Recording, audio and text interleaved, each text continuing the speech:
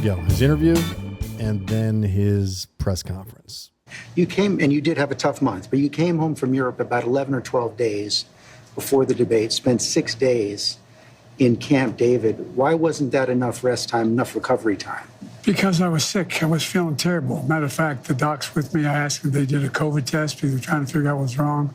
They did a test to see whether or not I had some infection, a virus. I didn't. They just had a really bad cold. And did you ever watch the debate afterwards? I don't think I did, no. I don't think I did, no. Okay. How many days has it been that he's forgotten it already? Did he know he was there? Well, what I want to get at is, what were you experiencing as you were going through the debate? Did you know how badly it was going? Yeah, look. The whole way I prepared, nobody's fault, mine. Nobody's fault but mine. I prepared what I usually would do, sitting down, as I did come back with foreign leaders or the National Security Council, for explicit detail. And I realized about partway through that, I get quoted, the New York Times had me down at 10 points before the debate, 9 now, or whatever the hell it is. The fact of the matter is that what I looked at is that he also lied 28 times. The way the debate ran, not my fault, no one else's fault. No one else's fault. But it seemed like you were having trouble from the first question in, even before he spoke. Well, I just had a bad night. You've had some bad interviews once in a while. I can't remember any, but I'm sure you do. I've had plenty. I guess the question, the problem is here for a lot of Americans watching is, you've said, going back to 2020, watch me, yep, to people who are concerned about your age. And, 50 million Americans watched that debate. It seemed to confirm fears they already had.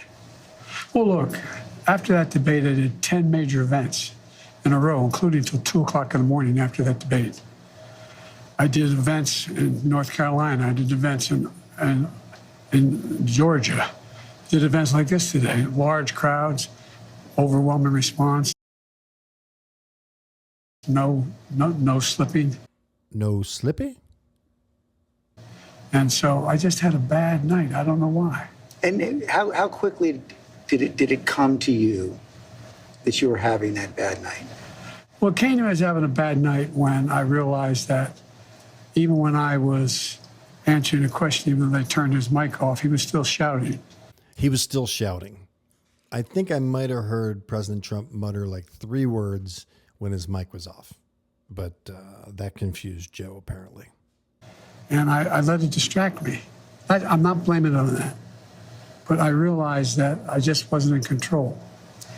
But part of the other concern is that this seems to have fit into a pattern of decline that has been reported on recently. New York Times had a headline on July 2nd, Biden's lapses are said to be increasingly common and worrisome. Here's what they wrote. People who have spent time with President Biden over the last few months or so said the lapses appear to have grown more frequent, more pronounced, and after Thursday's debate, more worrisome. By many accounts, as evidenced by video footage, observation, and interviews, Mr. Biden is not the same today as he was even when he took office 3.5 years ago. Similar reporting in the Washington Post and the Wall Street Journal. Are you the same man today that you were when you took office 3.5 years ago? In terms of successes, yes. In terms of successes, no.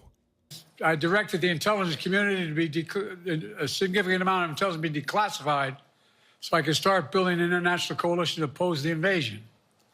Then in February, some of you remember, I warned the world that the invasion was imminent.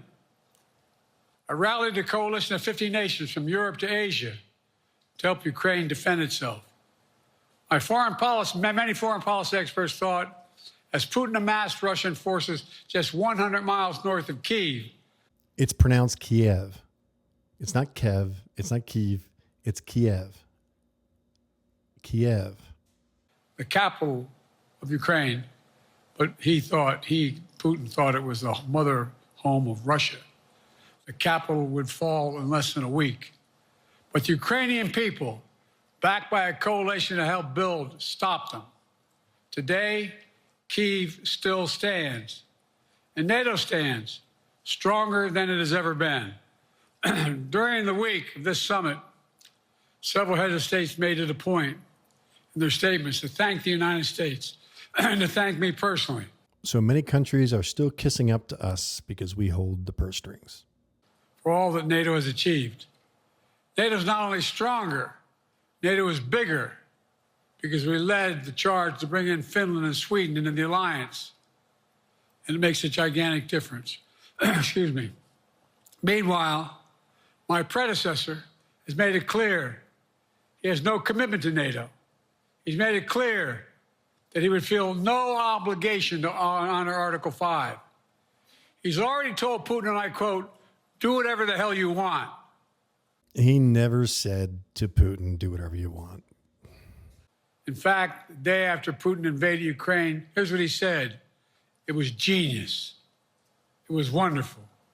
Again, quoting President Trump out of context, genius and wonderful.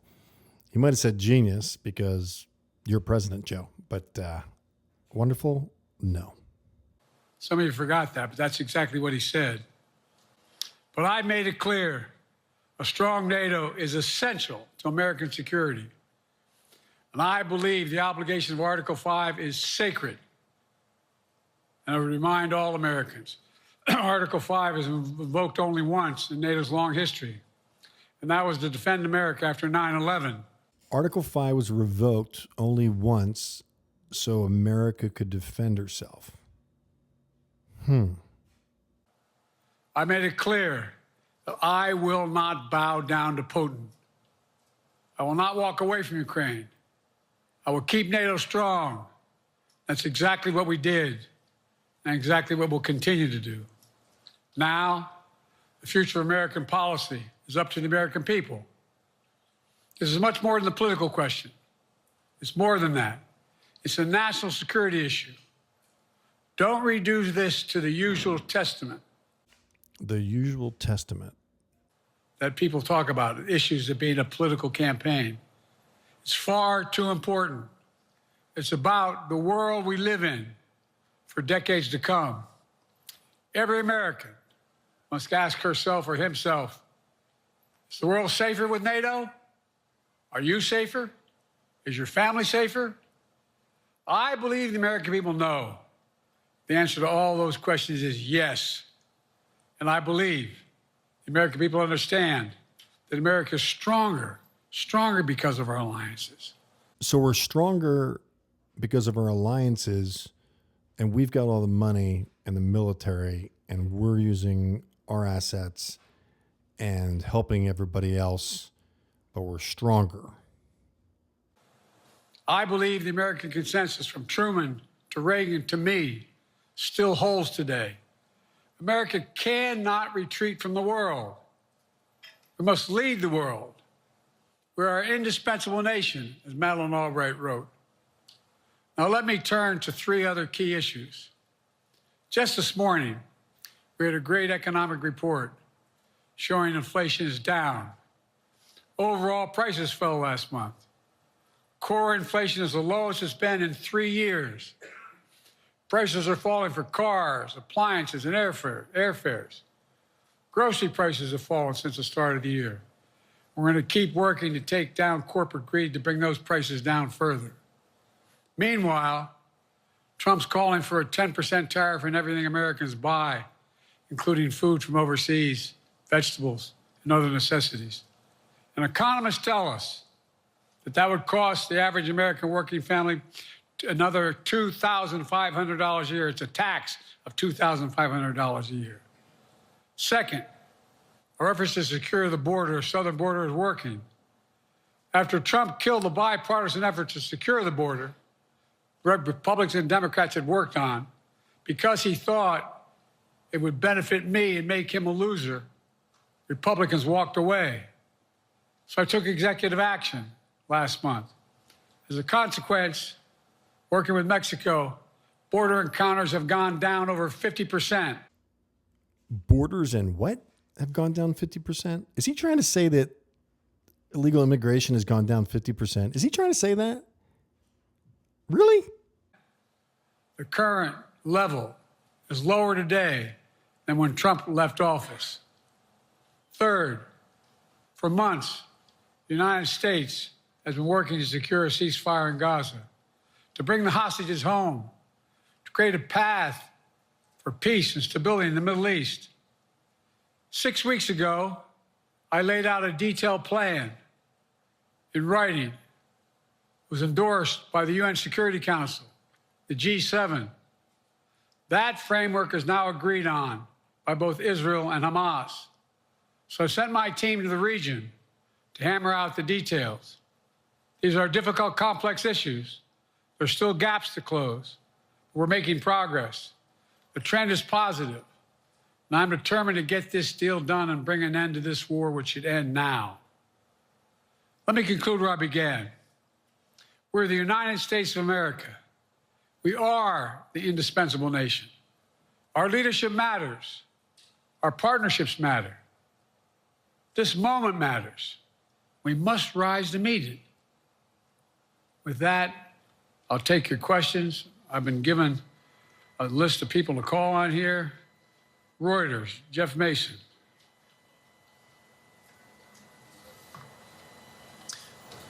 Mr. President, your political future has hung over the NATO summit a little bit this week.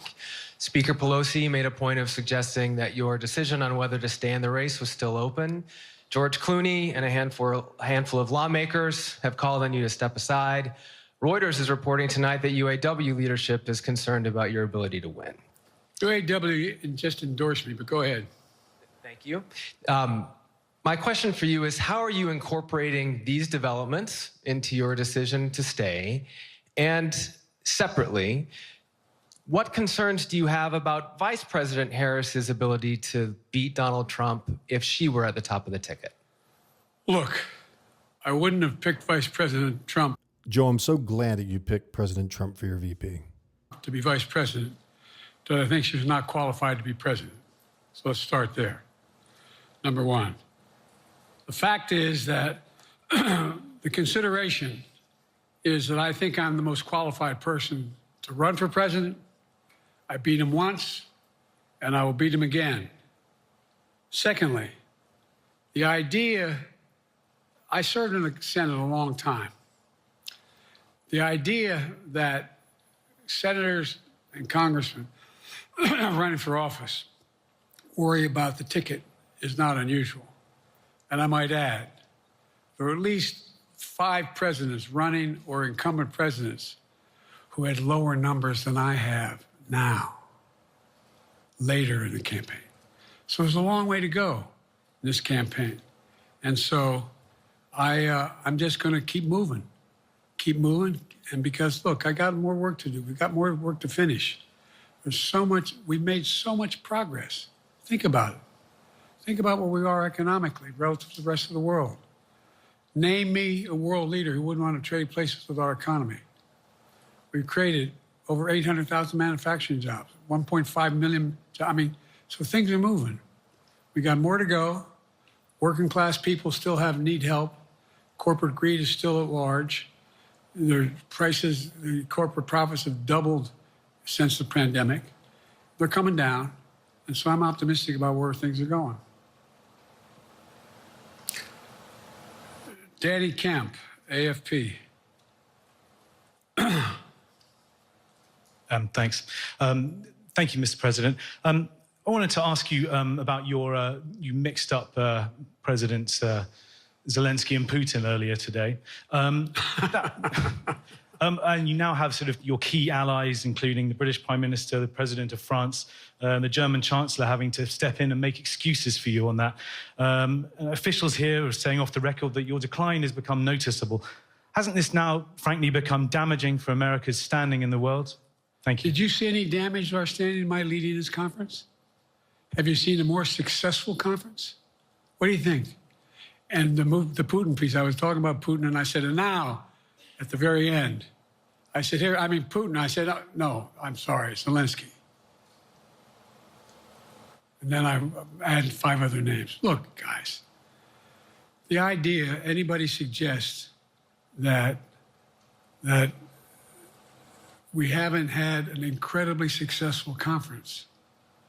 How many times did you hear in that conference, I don't know if it sounds too self-serving, but other leaders, heads of state, in thanking me, saying the reason we're together is because of Biden, because Biden did the following.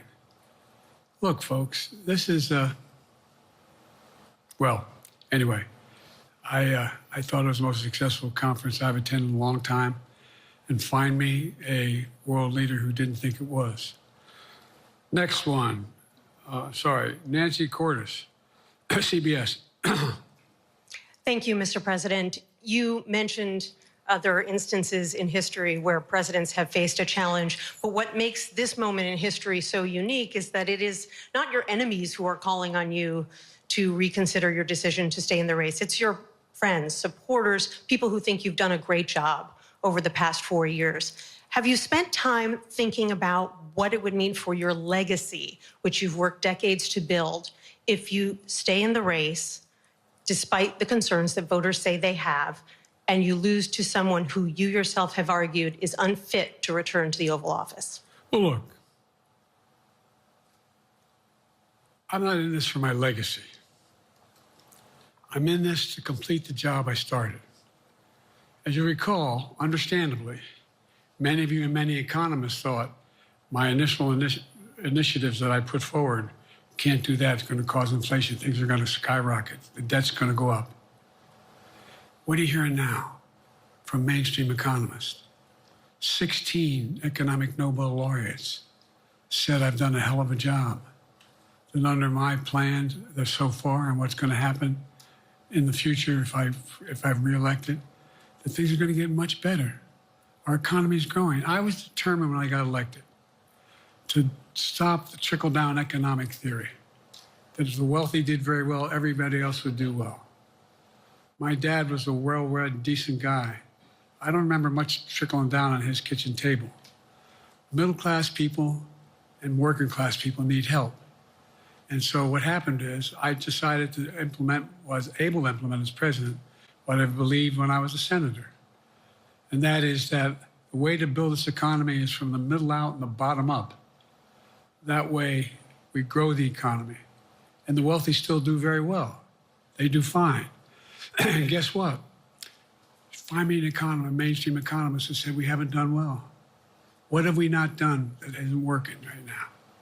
And so we got more to do, though. We got to finish the job. And by the way, I come from the corporate state of the world. Delaware has more corporations registered in Delaware than every other state in the nation combined. I'm not anti-corporate, but corporate profits have doubled since the pandemic, doubled. It's time things get back in order a little bit. It's time, for example, if I'm reelected, we're going to make sure that rents are kept at 5% increase in corporate rents for apartments and the like and homes. What did he say? Are limited to 5%. We're going to make a lot of changes that I've been talking about because we're going to continue to grow this economy. And by the way, I know, remember how I got so roundly criticized for being so pro-union, not labor, union. Well, guess what? I've been the most pro-union labor president in history. Not a joke. And guess what? We had the Treasury Department do a study. When unions do better, everybody does better. Everybody does better.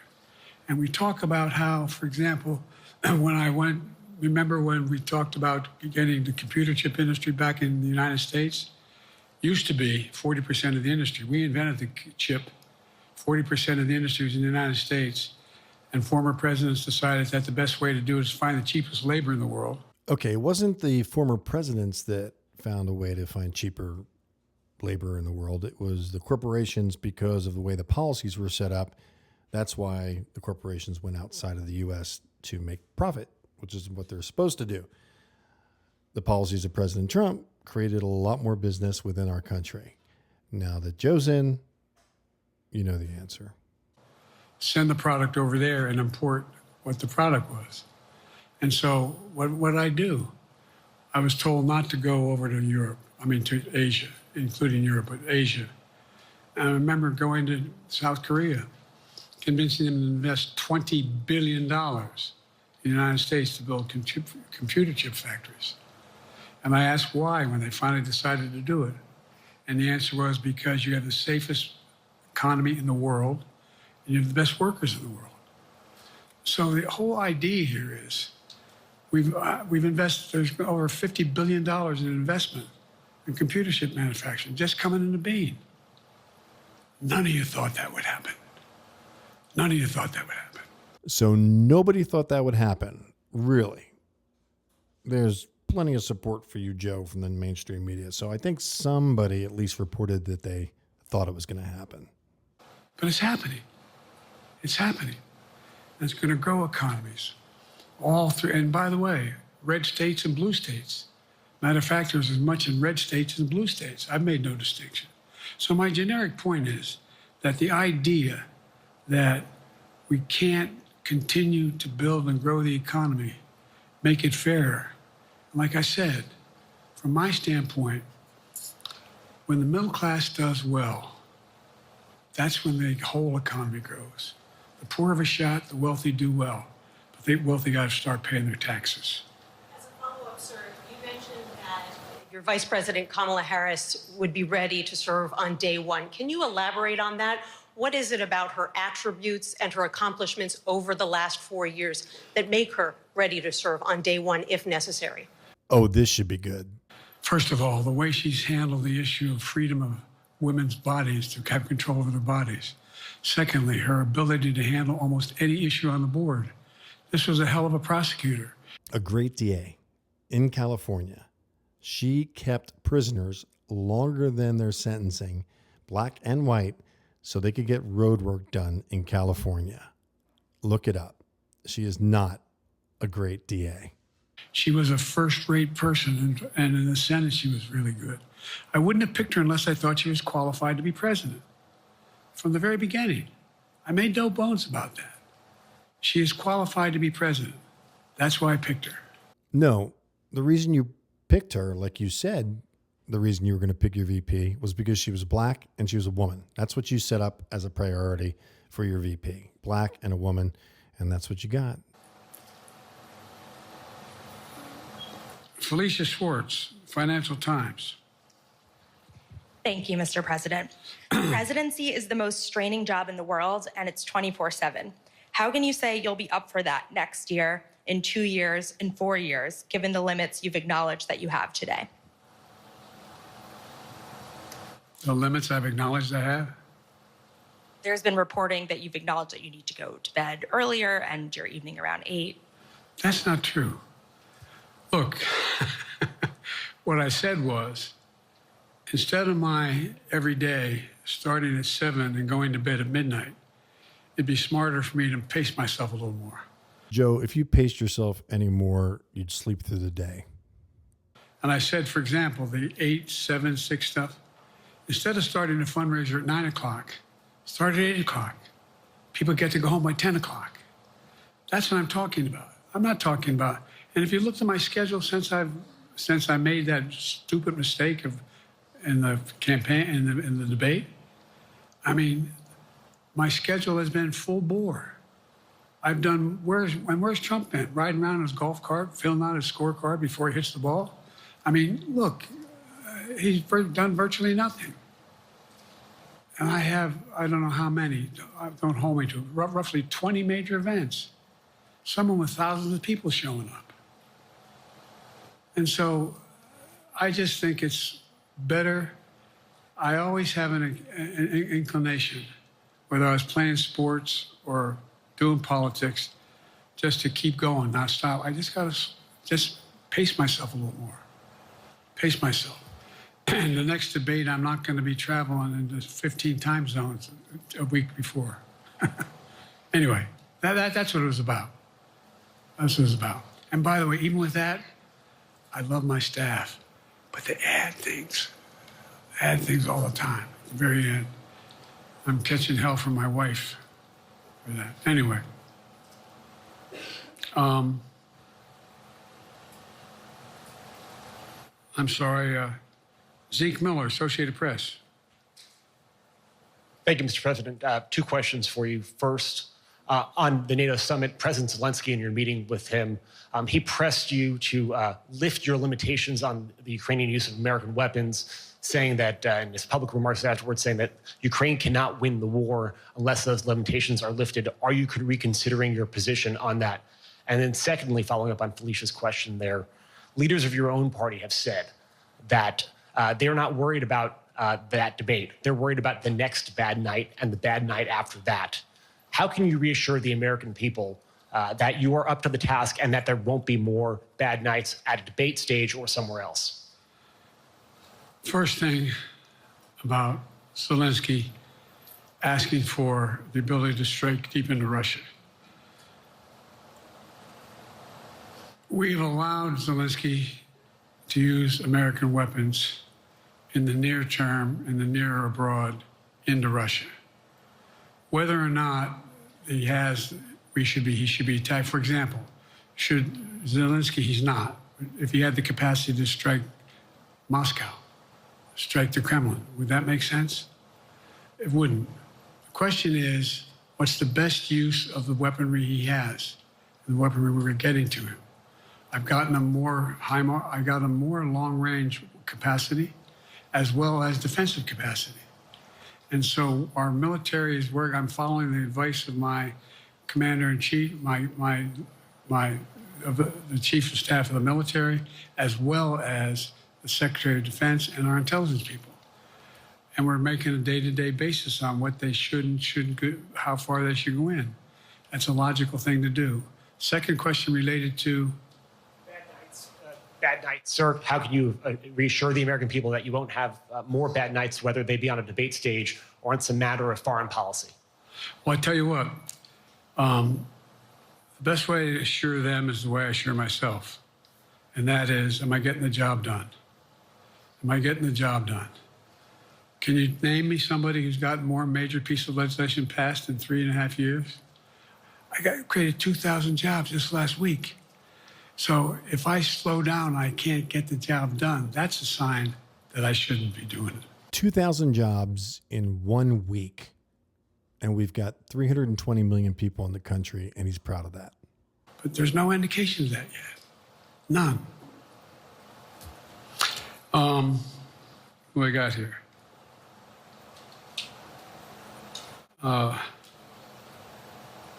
Merrick, Pulaski Radio. Thank you, Mr. President. How are you? I'm well. The elections in the US have consequences around the world. You have pretty high standing in Europe. I just asked President Macron about you, and he said we are happy to have him as the President of the United States. But there is a concern. Many people in Poland and across Europe are worried that the former president may win the election. And there's a lot of concern that Donald Trump may weaken NATO, stop supporting Ukraine, or push Ukraine to give up territories to Russia. They're correct. And yourself was warning just 2 minutes ago about it.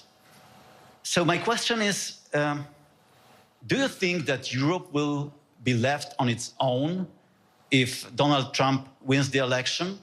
And what's your advice to European leaders to prepare for possible US disengagement? Well, look, I think, how can I say this without sounding too self-serving? I'm not having any of my European allies come up to me and say, Joe, don't run. What I hear them say is, you've got to win. Well, thank you guys for sticking with me and watching this whole video. You obviously care about what I'm doing and our team. And I'm going to ask you, and I wait till the end of the videos to do this because you care. You're still here and you're still listening to me. If you want me to continue, I pray that you will be motivated to donate to me. I am in a situation where I have to live off of this. And I am on a mission and on a cause to report the truth. So help me God. And I really believe that God has motivated me to continue to do this. Because I'm 60 years old. It would be kind of crazy if I was just doing this as a hobby when I'm not making any money. And I'm doing this one video was about 5 hours to edit.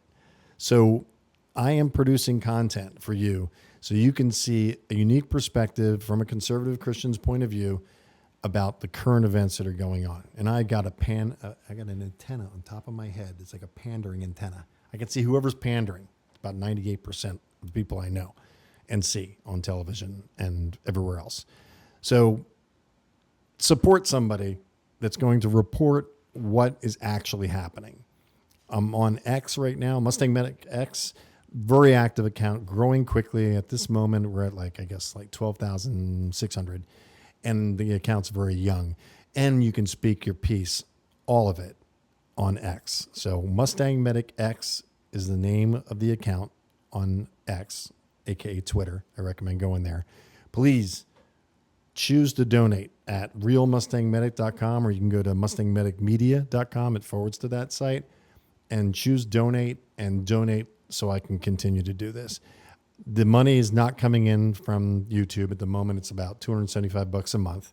So it's not a lot hourly when you're working 9 hours a day at this. And I really, truly believe that God has got me doing this, and that the support is going to come in so I can stay. So I'm imploring for you to make a donation to this effort. It is work. I have joy doing it. And I know that God has me pushing forward at all costs to report the truth to you. Thank you for watching. God bless you. And if you're still here, thank you.